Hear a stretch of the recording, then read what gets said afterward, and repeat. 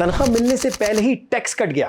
Private sector में job करने वालों के साथ एक मसला ये भी है कि सेठ अपना मुनाफा तो सरकार से छुपा लेता है, लेकिन अपने मुलाजमीन की तनख्वाहों पर हुकूमत को पूरा और ईमानदारी से टैक्स देता है। खैर, मैं आज आपको एक ऐसी टिप देने वाला हूं कि जिसके ज़रिए आपकी माहाना आमदन से कटने वाला टैक्स कम हो सकता है। इसके अलावा आप रिटायरमेंट के बाद अपनी 15 साल तक की पेंशन का बंदोबस्त भी खुद कर सकेंगे। बिल्कुल जनाब, ये मुमकिन है।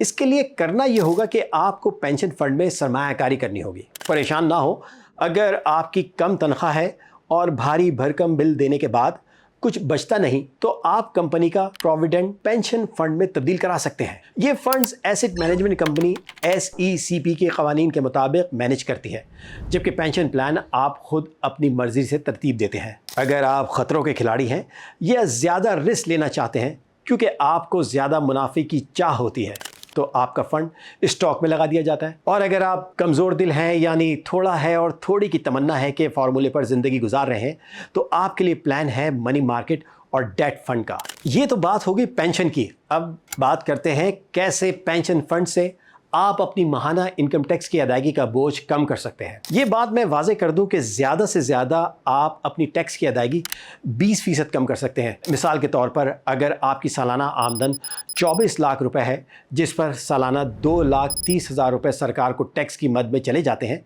लेकिन अगर आप अपनी सालाना आमदन का 20% पेंशन फंड में लगा देते हैं, तो इससे आपको टैक्स की अदायगी में 20% की बचत होगी। यानी सालाना 2,30,000 के बजाय आपको 1,84,000 रुपये टैक्स देना होगा।